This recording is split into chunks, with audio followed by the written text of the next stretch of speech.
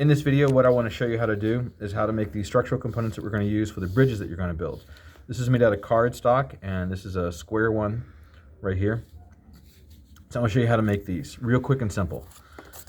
First, I'm going to need a notebook, and then I'm going to need a template, which we're providing. You will also need scissors, some kind of clear tape, a ruler, just a 12-inch ruler, and a ballpoint pen. You do not want to use a nice pen like an ink gel pen of any kind, like a G2 or an Energel. What you'll end up doing is you'll end up mashing the tip on those.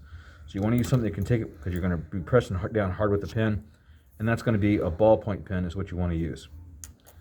All right, what I want to do first is I want to show you how to make the folds nice and easy. The first problem I have is I'm going to be drawing lines on top of my notebook, and my notebook isn't big enough. So what I'm going to do is I'm going to go kind of diagonally on my notebook, so my paper will fit on the notebook itself. Then I'll take the ruler and I'll put it on my lines. And with my ballpoint pen, I'm going to draw just one line, but I'm pressing pretty firm on here. Then I'll move it over to my next line, press pretty firm, move it over and draw the lines. Now the reason why we're doing this and we're pressing down firm is this will create a little indentation in the cardstock. And so when I go to fold this, it'll fold right along that indentation. And now, even on the back of this, I know you can't see this, but I can feel the lines on the back of it, and that's what I want. Now when I make my little piece, right now I've got 3 sides. I need one more side to draw. So this will be the 4th side. So this will be a square. You can also make, for a project, you could also do triangles. So that'll be the 4 sides to the square, and then I'll have one piece to overlap. That'll be this piece right here. So I'll just go ahead and draw my line. Then what I'll do is I'll take my scissors and I'll cut along this line, the outside one, and I'll cut the whole length of it. And I'm not doing a super nice job because I'm trying to get the video quick. So here it is. When I turn it over, I can feel the lines that I drew. I know you can't see that, but I can feel those lines that I drew when I turned it over. And now what I'll do is I'll fold this so it becomes really easy to fold when I do all this. So that's nice and simple. And now I've got, on mine I've actually got an extra piece that I don't need.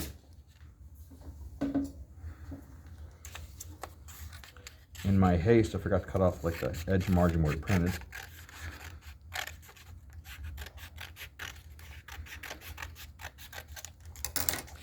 So there we go. 5 sections. That'll be 4 sections will be the side to make the square, and then 1 section's an overlap. So now when I fold my pieces, because I pressed in the paper, they'll make nice little places to fold. So it folds nice and evenly. Now at this point, there are a couple things you can do. You can have a second person hold this still and you can tape it. When you're doing this, because you can see my 2 pieces here overlap. So I can tape that. Or one of the cool little tricks I saw was where you pressed it down like this. And so I don't know if you can see that, it's kind of a diamond shape and there's the overlap right there.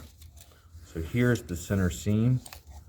And then I can take some tape and put it on my pieces as I hold it down. So I'll take some tape here, take a little piece of clear tape and put it here. I know it looks like magic because you can't see the tape, but I assure you I'm putting tape on here. In fact, that one even went wrong. One more piece. So now I've got 3 pieces of tape on here, and then I can just kind of work it into shape. So that looks really nice.